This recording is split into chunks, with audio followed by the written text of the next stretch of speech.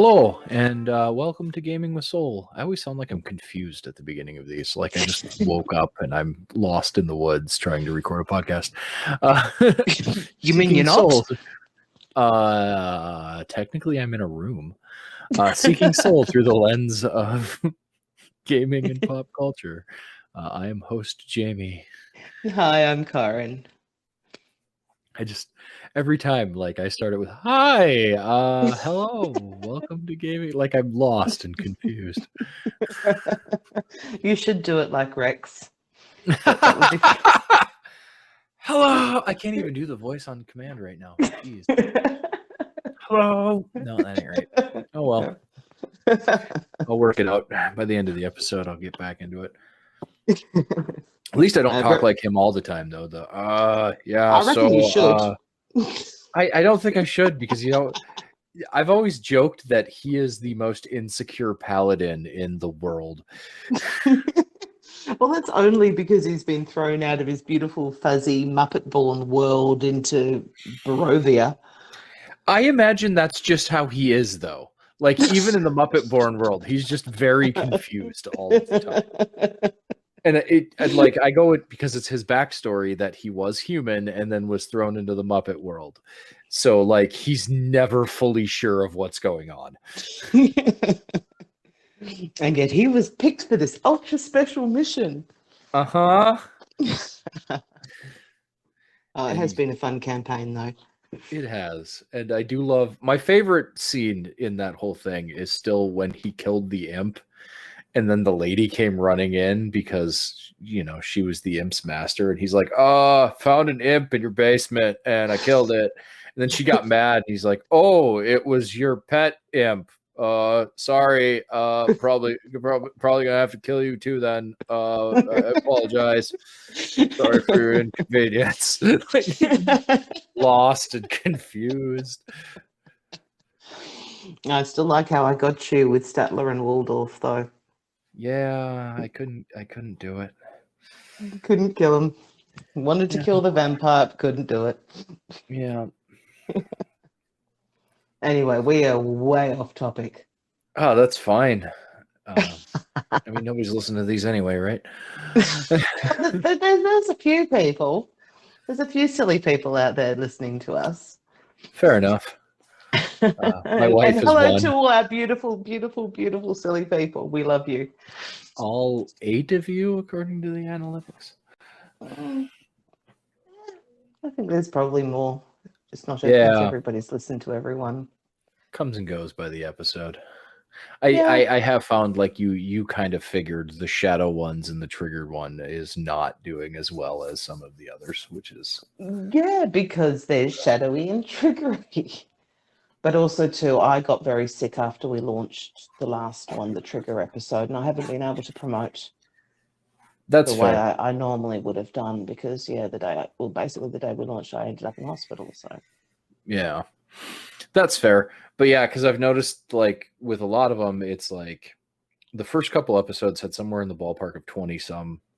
And then, I mean, this is not really important, and I might cut some of this out, but first couple had like 20-some, and then, like, the first shadow one we did had like 9. Mm-hmm. And then I think Thor had like 16 or something like that. And then the next shadow one had like 7. But again, I did not promote triggers. It took me a while to put them up all over everything because I was so sick. Yeah. But yes, the shadowy triggery episodes will not get as many hits and as many interests as some of the more interesting or the lighter topics, which we are going into today. Yes. Going into basically this particular archetype is the archetype of the age. And we are talking about the magician.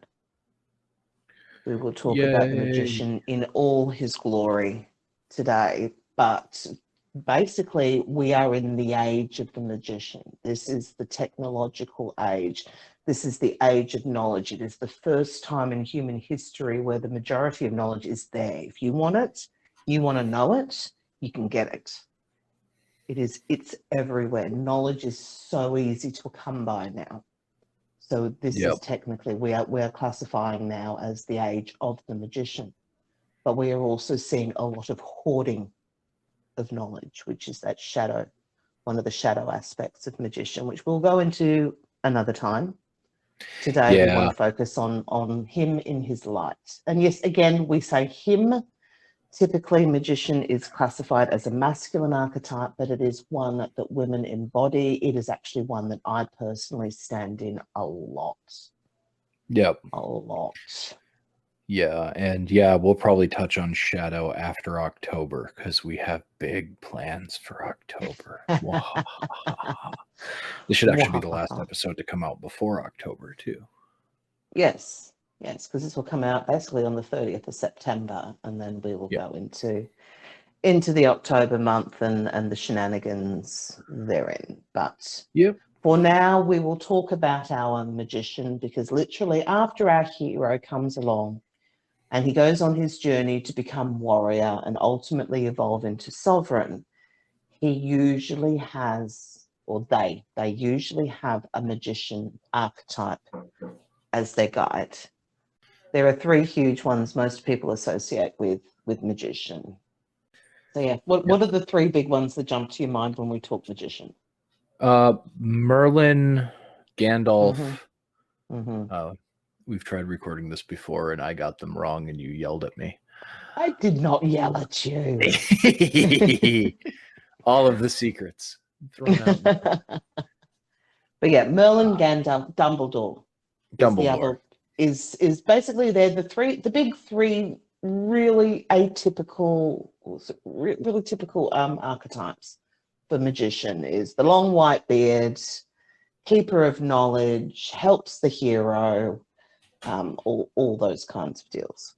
I mean, other to give us, or to broaden magician a little bit, another great magician archetype is Yoda. Yeah. Yoda is very much a magician. The professors from Pokemon were the magician. They were the keepers of knowledge. They sent the hero out on the quest and gave them information at pivotal moments, usually cryptic, usually got them into more trouble than not. That's typical magician. Yep. Another one could be Phil. Phil? Hercules, the Disney's Hercules, the satyr, the fat round satyr who's always yelling at him. Played by, I think, Danny DeVito of all people. Oh my goodness. It's one of the few Disney movies I haven't actually watched, one of the animated ones I haven't watched. I didn't see Hercules. I didn't see The Emperor's New Groove. I haven't seen Hercules. I played Kingdom Hearts, which has a lot of them. Fair. But I will say, and I'm gonna throw this out to anybody listening, I will sometimes get actors wrong. It's okay to yell at me. I don't care. Because like we were talking about the D&D movie a while ago, and I was like, yeah, it had the guy who played Doc Brown as the villain. I was wrong and was yelled at work by somebody about that because I mentioned it at work, and they're like, that's not who plays him. It's this other person. I'm like, oh, okay.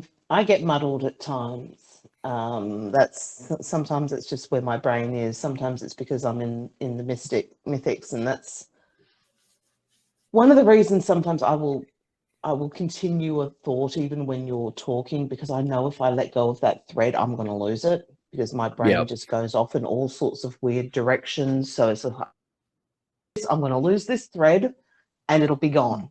Yep. So it's like, I'm sorry I talk over the top, but that's me following this particular thread. That's all good. But yeah, that's I mean, Yoda, of course, the professors, Morpheus from the Matrix. He was very much the wizard or the magician in that. I mean, again, in our Curse of Strahd, it was Madame Eva. She was for the 8 seconds we've talked to her. Yeah, well, she gives you the guide. She tells you where to get what you need to overcome. She actually has a lot of information if you know the questions to ask her or have befriended her and her people. Yeah, Rex isn't isn't much with for having a maxed out charisma. He's not much for the talking. Yes, but it was awesome for the song and dance number. Yes, that is true. Uh, it's worked exactly 50% of the time I have tried it. Well, you only tried it twice, and the first time was on one that didn't sing.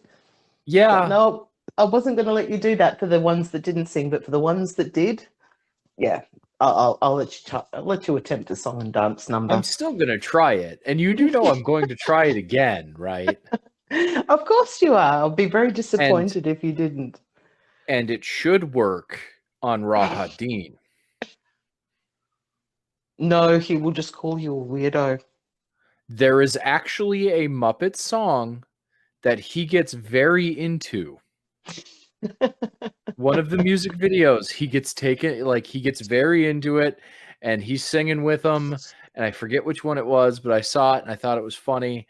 And then it ends with him like waking up at a bar drinking a Mai Tai, which is really weird. Poor Sam. Okay, we're going off the path again. Okay, obscure. He's a really obscure magician, Professor Farnsworth. It's sort of, although he doesn't guide them so much as do horrible experiments on them and pretend he's guiding them. The magician often will do that. Yeah. One of the things the magician can do is actually use the hero as an experiment. Like, will this work? Yeah. My favorite is still, I can't swallow that. Good news. It's a suppository. But he has those things. He does send them out on their quests. Yeah. He does give them obscure information that often can be more of a hindrance than actual help. Yeah, that's fair. But he's the age, he's the wise. I mean, yes, he's also completely insane, but that is also something the magician can be as well. There is actually one of the little sub-elements for the magician is mad scientist. Yeah. And that is literally where the magician has isolated themselves for such a long period of time. They've pushed against the limits of their sanity. Mm-hmm. Now, some come back, they'll always be a little weird, like Farnsworth, or some completely lose their minds. And then you get Doc the evil Brown. mad scientist. Yeah, again, he's right on that line. He hasn't gone into the evil. Well, I'm just saying, just you're right. He hasn't really gone mad scientist, but I was just more looking for more magician. Magician, yeah. He is definitely magician. Yeah, Doc Brown is definitely magician. Mad scientist, he walks that border. He very walks that border. But yeah, he's very much the magician, and he is listed in some of the things that I've read as well. But yeah, I mean the magician, he typically, yes, as I said, Madame Eva is one there too, is the keeper of knowledge and wisdom. Now, they keep knowledge and wisdom primarily to advise, guide, and teach. Yeah. Now, in the old world, you watch anything that has the traditional king type ruler, very much he would have the magician, the advisor, the vizier, something along those lines, who acts as not just the advisor for the king or the sovereign, but as their moral compass. Yeah. I mean, we saw this is the big thing for Arthur and Merlin. Merlin was not just his teacher, was not just his guide and his advisor. He was his moral compass. Every time. Which is why I really like the young Merlin series where he's a kid, because he is trying to be Arthur's moral compass while also trying to figure out his own shit. And that's usually why the magician tends to be older. Yeah. And I mean, they are almost always in that older age bracket. You can get some younger magicians. Now, they're the ones that are just those old souls. They carry that wisdom with them. And a lot of the time, I mean, they'd say that the magician has some element of divine knowledge, an element of claircognizance. So some magicians are those that can actually communicate or get just information downloaded to them, and they just know. Gandalf has elements of this where he just knows these things are going to happen.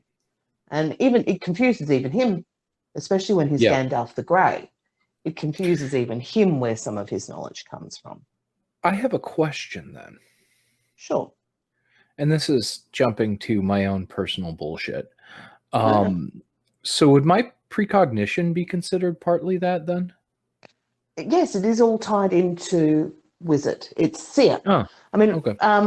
let's put it, the magician has other names. I mean, magician is that big, broad blanket name that sits over the top. But he Yeah. is also the wizard, the prophet, the inventor, the Mhm. teacher or the mentor, the master, the seer, the Yeah. sage, the shaman, the medicine man, medicine woman. Now, they're all slight different variations of. The wizard has a little bit more, is a little bit more sorceress. So Yeah. there's almost an element more of trickster in wizard. Sage is a really good example of it. Sage is magician, but rather than caring about the greater good all the time, sage cares about one thing, which is truth.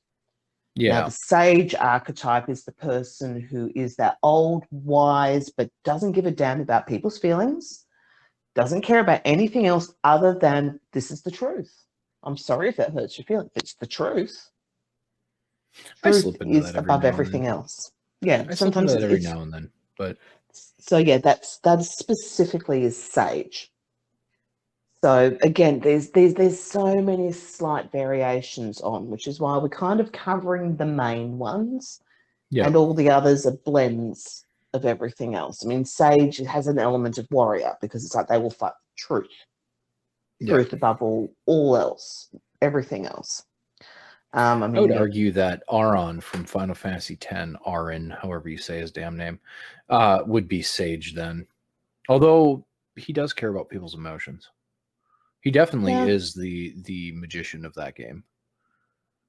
And again, there will always be these slight variations of, because the exact is, I mean, even when we look at the archetypes in the divine, magician isn't truly perfectly represented.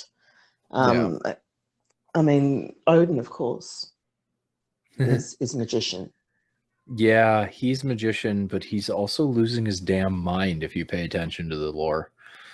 Yeah, and again, that's the either the isolation or the It's constant pursuit of knowledge. I believe the way they look at it is it's the burden of wisdom and knowledge that he actually starts to lose his grip on reality a little bit and starts like because there's a couple different stories where they comment on things like he's not really eating anymore. He's kind of just off on whatever, not really paying attention, not in touch with what's happening around him anymore. And that is something that magician does. It is Yeah. one of the elements of the archetype is they will go on their quests. They will isolate themselves. Mm-hmm. And this is something that I sort of resonate with. There was a long time where apart from the work and the clients that I saw, I kind of had isolated and had Yep. gone introverted to study, to learn, to heal, to grow, all of those sorts of things. And this is a big element of magician where he tends to withdraw and become introverted. Now, Yeah. it's an interesting element. We will go into the immature and the shadow aspects of magician more thoroughly at a later time, but I just want to touch on this one thing. I mean, the immature of the magician is the precocious child. And there is an aspect of the precocious child that's when they are with just with friends, when they are social, they're actually quite introverted. And that is something about the magician. The magician is naturally very introverted. Yep. Unless they are teaching. Yeah. And it's the same with the precocious child. And I see this a lot with myself. I can be very, in social situations, I'm actually quite withdrawn. But the moment I step into teacher, the moment I step into the magician, into that energy where I'm talking about the work or the energies, and I'm talking from that place of knowledge, then yes, I can actually be quite extroverted. But it's because I'm sharing knowledge. And the Yep. precocious child wants to share the knowledge too. So they are very extroverted when they're talking about things that they love, the topics that they love. The Oh magician, yeah. when they are sharing wisdom, are really Yep. extroverted. And that But is when 1,000% me. and then when it's just self, when they're social, when it's not about the knowledge and the wisdom, actually very introverted. And yes, that is Hmm. me as well. Can be Yep, that very, very is. withdrawn and pulled in. I live in the middle of nowhere for a reason. I am very introverted most of the time, and then you get me talking about video games. It's like, all right, please shut up now. And I'm like, no, but thing. Or if you get me talking about certain science subjects, I'll get like that too. When the passion or when that spark is ignited, and that's the spark of the magician. It's like and of the precocious child. It's when Hmm. that element is being lit up. They are completely lit up by our topics. When we're Yeah. talking about something that we love, most people will embody the magician or the precocious child when we're talking about something that we love. We can Yes, become animated. like when you get me talking about my theories on light and what you would see traveling at the speed and faster than the speed of light. People think I'm weird and probably wrong, but I'm like, if you think about it, I might be right. Of course, you might also just burn. That's fair too. Um, but yeah, going back to a little bit on the lead, on basically them being the moral compass for our leaders. The magician is the moral compass for our leaders. We see that actually really, really well in Harry Potter, Yep. where the moment Fudge, Cornelius Fudge, the Minister for Magic, stops listening to Dumbledore, everything goes to shit. Yeah. Yeah. This happens a lot of the time when the king, when the sovereign, when the leader stops listening to their magician, they usually descend into some kind of chaos. And a Yeah. lot of the times you just watch the magician, they either stand back with this knowing, they have this whole sense of knowing. It's like, yes, this is a lesson they have to learn. And this is a lesson they will only learn the hard way. And this is one of the reasons magicians will often only talk in riddles. They'll talk in riddles. Seers, anyone who works in the mystics will often talk not straight cut and straight shooting, but in riddles. And there's usually a couple of reasons for that. Number one is it is always better to learn yourself. Someone can tell you something 100 times and it won't sink in. You live it once, you're far more likely to remember that lesson. Yeah. So there are some things where the magician will just give you a few little breadcrumbs and just go, you're not going to listen to me anyway. So you can just go and experience that for yourself. Another times too, it comes through the, are you worthy of this knowledge? You need to Yeah. prove that you can either figure it out, you can either solve the problems, you can conquer the quest that you are sent on and earn the knowledge. I mean, in modern days, this is again one of those things about modern days is we haven't, if we want to learn that knowledge from our magicians, if we want to step into that power and that wisdom, we don't have, let's face it, we don't have the ability to go and apprentice with a magician or a wizard or a seer or a sage anymore. I mean, you find a seer these days, it's probably some little old lady that doesn't exactly need you to apprentice to her.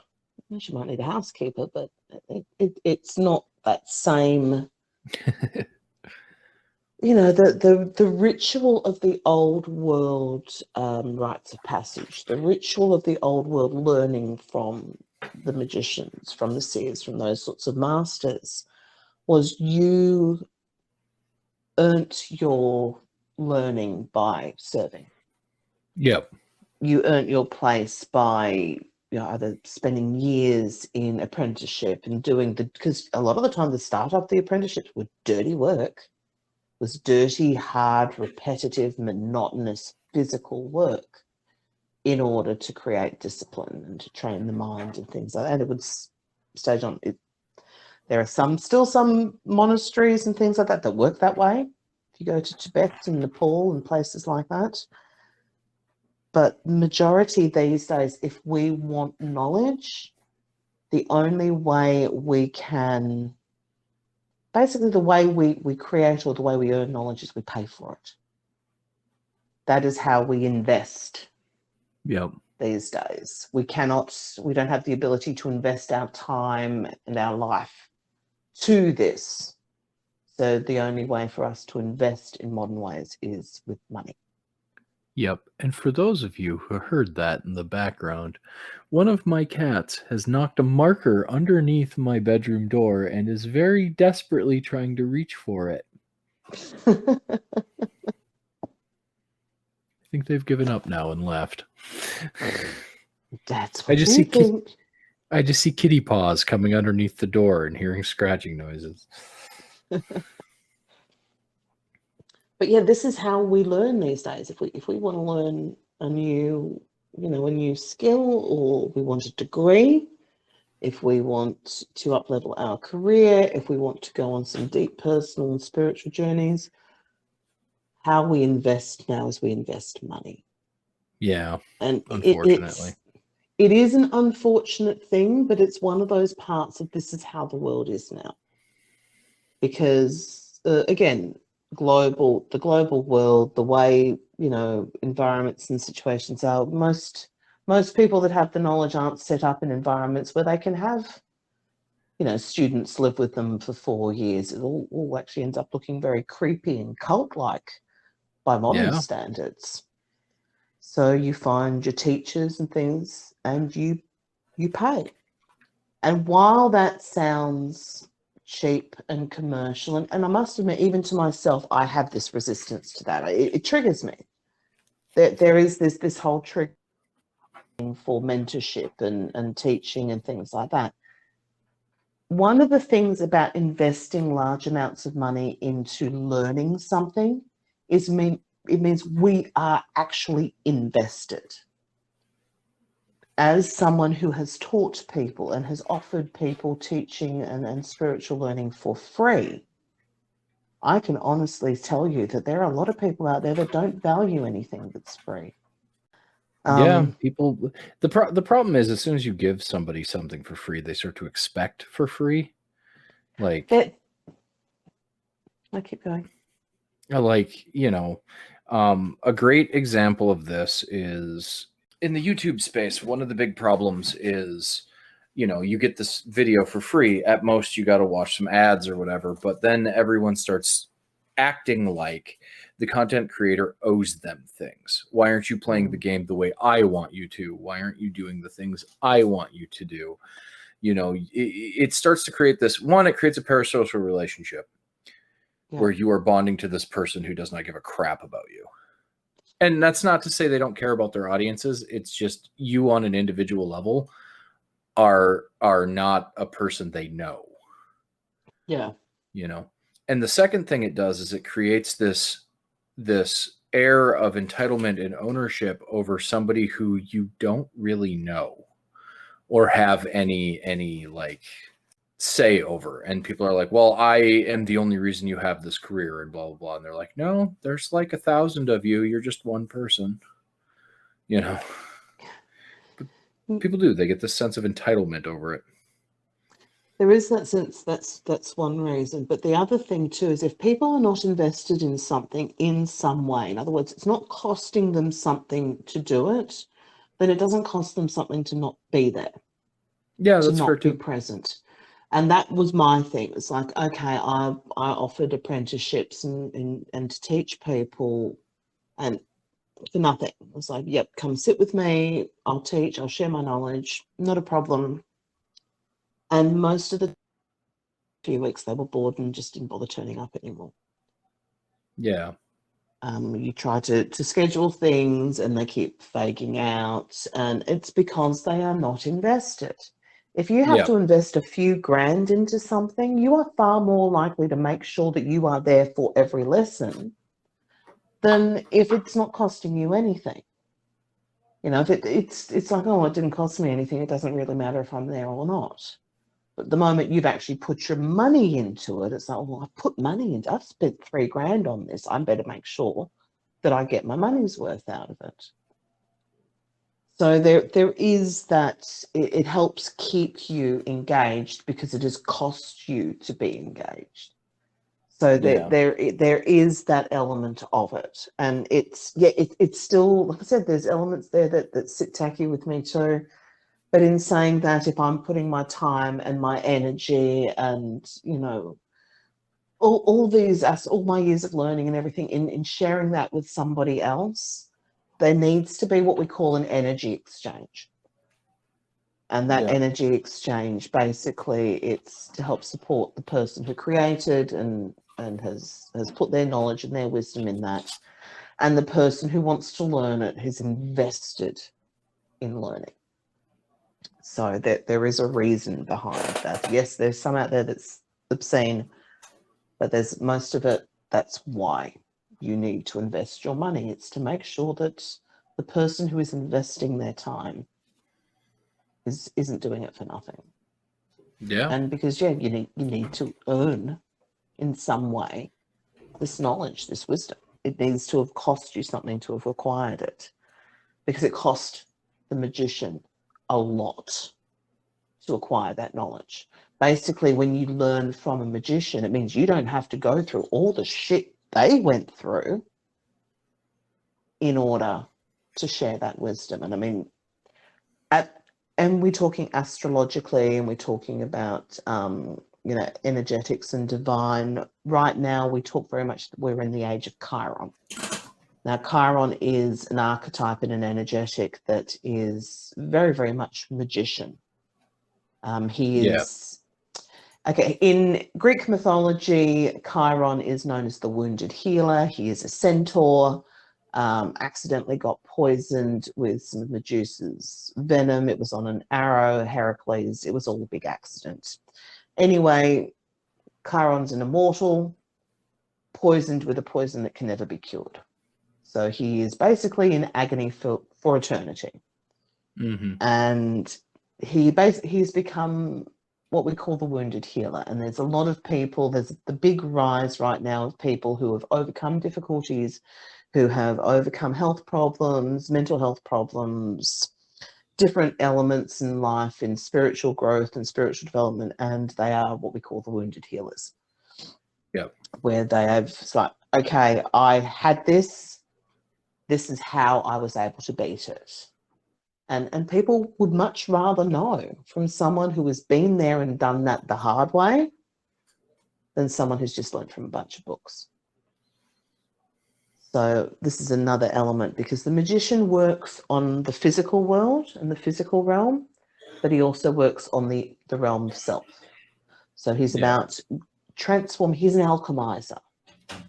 Alchemizes the old and the new, because the magician is very much, even though he tends to be a very old representation, the magician is also very, very cluey on what is happening in the here and now. They know about technology, they know about modern wisdoms, and they help alchemize the old into the new. But yeah, our magician, he guides, he's the bridge between the old world and the new world. And he guides through alchemizing and transcending and transforming. They read the signs. They read the signs of the world around them. Part of that can be the claircognizance again. Just the knowing from something bigger and larger. But the signs that they read can also be literal signs, as in a modern day would be reading the signs from the environment and say, well, we're up shit creek. Mm-hmm. They can also read signs in figurative. A I mean, magician. the gods of wisdom are hard things to track through ancient cultures. I mean, obviously we had Chiron, but in Greco-Roman, I mean, Zeus was also a god of wisdom. So was Kronos to some degree. Metis was actually the goddess of wisdom. There's an interesting story with Metis. Metis was one of the Oceanids, I believe they were actually called. She was born from one of the ocean titans. And she was this goddess of wisdom, and she and Zeus hooked up for some time. But then Zeus he found or was the receiver of this prophecy that said that one of the children of Metis was going to usurp him and overpower him and overthrow him. So he conned Metis into turning into either it was a drop of water, fly, depending upon the legend, and he ate her. Yay. Now, yeah. Now, Metis was already pregnant. So while she was in his body, she gave birth to her daughter, who was Athena. Yep. Crafted her sword, crafted her weapon, crafted her armor. And basically, eventually, Metis started to fade away. So Athena made her way to Zeus's forehead and started beating against his forehead from the inside. Eventually, Zeus is like, I've got this splitting headache, went to Hephaestus, look, crack open my head, get whatever this is out. And so cracked open Zeus's forehead, out jumps Athena, fully formed, all grown up, the goddess of wisdom now, wisdom, warfare. But there are others in, I mean, if you actually looked for a god of wisdom in Norse, I mean, Frigg is listed for wisdom, Mimir, is it Mimir? Was wisdom as well. Yep. Egypt, I mean, the primary one that's associated with wisdom or the magician type energy is Thoth or Thoth, depending upon how you want to pronounce it. But older than Thoth was Heka. Now, Heka is kind of he's magic itself. So a lot of the time, he's not even always revered as a god, but rather than the magic itself, which I find is really interesting, because one of the big goddesses of magic in the Greco-Roman pantheon is Hecate. So yeah, Heka was Egyptian, and in Greco-Roman mythology, Hecate, who is commonly referred to as Hecate in most of the English and American circles, but to me, she's Hecate. She's Greek. It's Hecate. Hecate she's the goddess of witches. Yeah. The crone goddess, basically keeper of wisdom. She's the medicine woman. So from the feminine, she is our true magician. And it was interesting that the Egyptian one was Heka. So again, we can see how Greek and Roman actually tie in to each other. But also in the Greco-Roman, you could also say Isis was magician because she's a keeper of wisdom too. So many of the gods of the ancient, I mean, you look into Hindu, Saraswati, I believe, is a goddess of wisdom. Ganesha was also a god of wisdom. There is an element of Shiva himself was also a god of wisdom. There's so many in the Tao. There's so many in Zen as well. So there's all these different, so many of the gods embodied that element of magician simply from that factor that they were divine. They had the divine knowledge. They had the divine wisdom. They had the divine power. So they could stand in that magician type of archetype. Magician's teacher. That was the big thing. People sought magician or that magician energy out because they needed to know something. Yep. Now that something was either to change the world or it was something for personal and self-knowledge and self-wisdom. But yeah, that the true magician archetypes were always a little odd. Mm-hmm. My personal goal in life is to become really eccentric. One of these crazy old ladies, nobody knows what the hell I'm up to and what's going through my head. I'm well on my way to that one. Fair enough. Mine is, I don't have a goal at this point. I mean, I yell at people, I guess, from time to time. I'm also really nice to people. I don't know. Fuck it. I don't care. I don't have a plan. I'm not planning any of this. Well, I mean, magicians tend to go with the flow. They follow the energies, they follow the signs, they read what is going on around, they can see the transformations, they can help be the catalysts and help alchemize all these transitions. But they've usually spent so much time either learning their craft, their skill, they can be very detached from reality. Yeah. We see this in modern day geniuses a lot. That the more they grow, the more detached they can become from reality. I mean, Elon Musk is a good example of that. That man is crazy.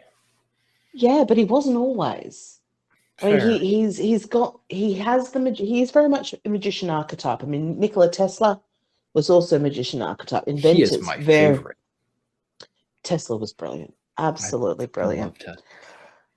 And again, the Musk is there, but yes, you wonder just how much power and money can make you go a little cuckoo. And Yep. when you live in your own world so much that you get detached from the rest of it, the magician archetype himself is always eccentric, Yep. is a little removed from reality because they have spent so much time in their study or their wisdom or their power or their magic, whatever it is that they do. They've spent so much time in that they kind of don't know what else is going on in the world.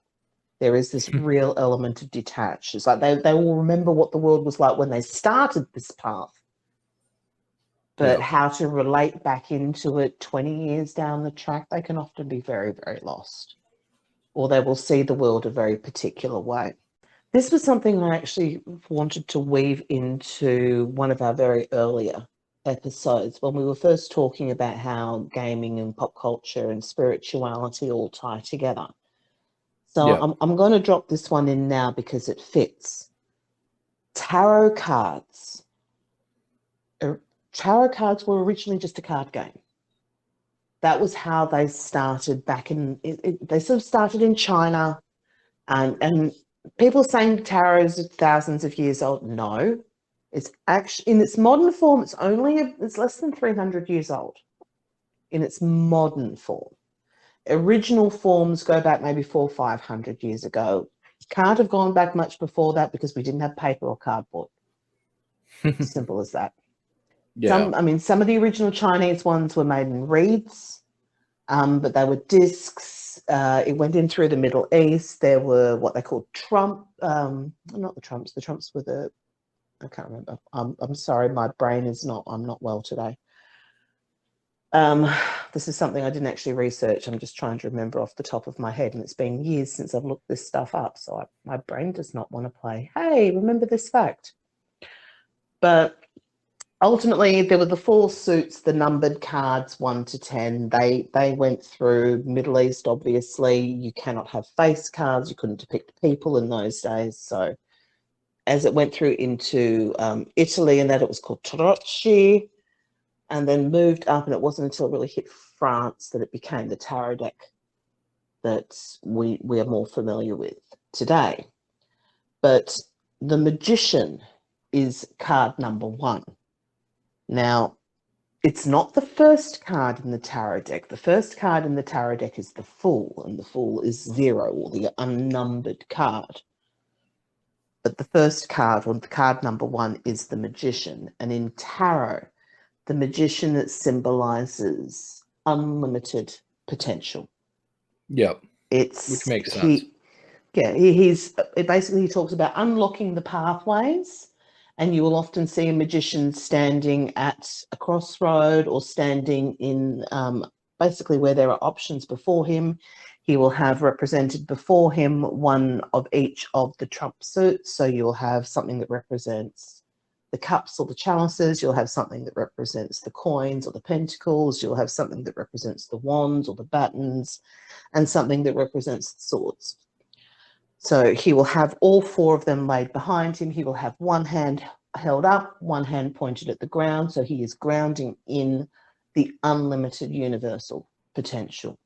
But he is like at the crossroads, showing and saying, here, look at what is look at the options that are available to you.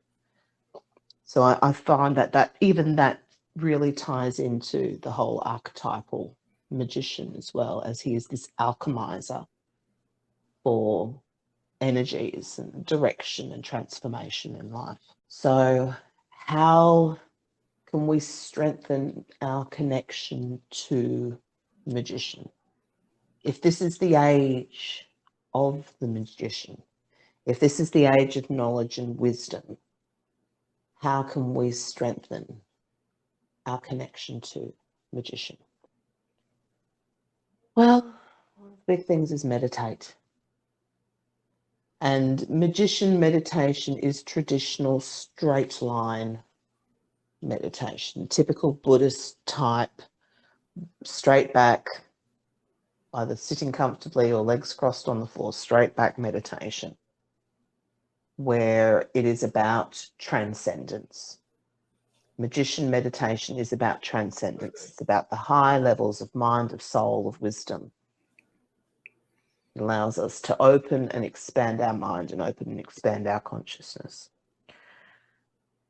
Something else to embody magician is to find sacred space. Yeah. That safe, sacred, quiet space where we can be alone with our thoughts and literally do that. Just be alone with our thoughts. Put our devices down and think.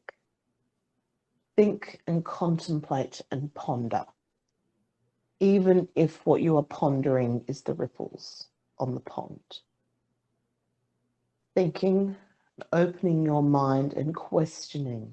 This is the gift of the magician, because the more questions we ask, the more answers we seek.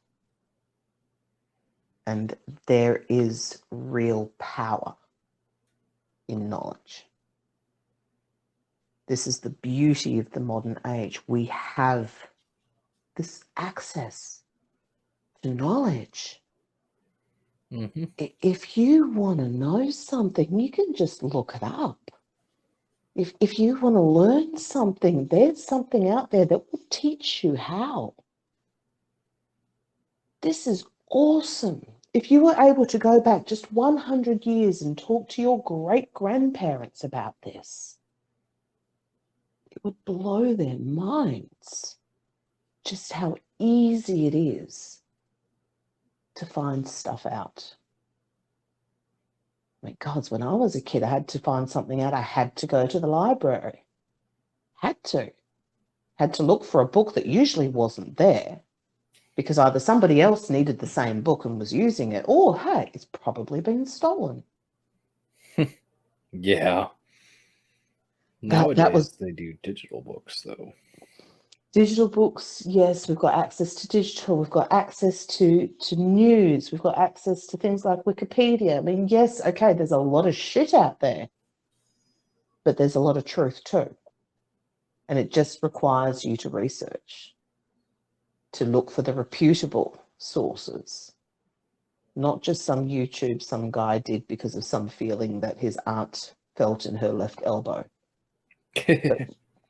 But real research and real science and real wisdom and real knowledge. Yes, question, always question. The magician questions, but logic, rational. These are things that a magician too. He thinks for himself, but also too knows his peers. Yeah.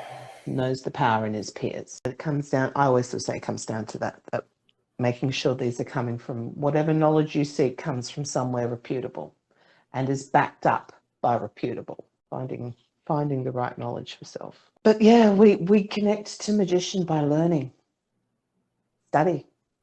Study, learn anything you can, find people to teach you.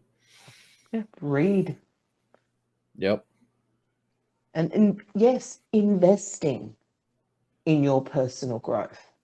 And that investment could be doing a 4-year degree at university. It could be doing an annex course at a local college. It could be working with a personal mentor. And this can be for intellectual pursuits, personal healing pursuits, spiritual pursuits. All of it is magician. Yep. All of it allows that access to. But every great epic tale, there is a magician. Every great story, every great legend, every great journey, there is usually somebody pointing the way. Yeah. Because although the hero kind of knows where they want to go, they usually have no clue how. Sometimes, or half the time they don't listen, which is the other problem. Yeah, that's true too. But investing in ourselves is the best way to become more magician-esque, to pursue knowledge, but to ask questions, because the magician loves being asked questions. They may not always answer very well, but they love you asking. That's fair too. So yeah, we apologize. It's going to kind of be a short episode this week because we've both been super sick. And there's a bunch of distractions and stuff going on in my house. We're trying to record this on a night that I just finished up working. So, I do apologize. Probably only going to be like a half an hour episode. And then we'll probably try to touch back on magician after, a little deeper, a little better, a little more focused after October, because October we're going to do a bunch of recordings about like spooky Halloween stuff, and we're both super excited about that. Yes, We love to dive into some witch stuff. Can't wait to do that one. Yep. But we do kind of want to come back to this topic, and we still have to do the shadow and this and that. But like I said, this week has been very rough. I've had a lot of really rough life stuff going on. Corin has had a bunch of really rough, and I probably butchered your name, and I apologize. I say it like an American, and I feel terrible about it. Which is why I always say to my American friends, just call me Corinne. It's easier. Corinne is easier. I'm good with Corinne. Fair. I usually am pretty good about pronouncing your name. I'm just tired and frustrated. But yeah, no. When we do the shadow, any elements that I have missed, anything that we kind of glossed over, when we go into shadow and immature magician, we will just recap on those elements there. I think the shadow aspects of the magician's far more interesting anyway. That's fair. So yes, we apologize for the kind of shorter episode this week, but yeah, like we said, she has had big medical news that's not great that she's grappling with, and I'm having huge life changes in my house and whatnot. And so like we wanted to get you something so you don't have nothing for this week. But at the same time, like this is the best we got this week because we're both so flustered and busy. Yeah, it's been a rough month. Hoping to find some balance. Into the future. It's been such a rough month that we started this podcast with what, 6 we had episodes 7. We had 7 episodes up our sleeves. We released 3, and then it's just we've had such problem trying to sync things up has been a problem. So we're completely out of our backlog. We've had tech issues. Yeah, this is our second time trying to record Magician. And yeah, it was literally as soon as I started up the anchor call, my windows started rattling, so I had to go and jury-rig my window. It's been one of the everything that can has. Murphy's been an asshole, but we can also just simply blame it's Mercury retrograde. Yeah, and even like myself, I got distracted partway through the episode and started doing something I should have been doing like a fucking idiot. So there's that. Yeah, we'll blame Mercury retrograde. Mercury retrograde is usually where tech and communication problems start to really go funky. So we can blame him. Everyone else does, so we'll just blame Mercury. And now my cat is going completely batshit on my bed and running in circles. She's adorable. That's all I'm gonna say.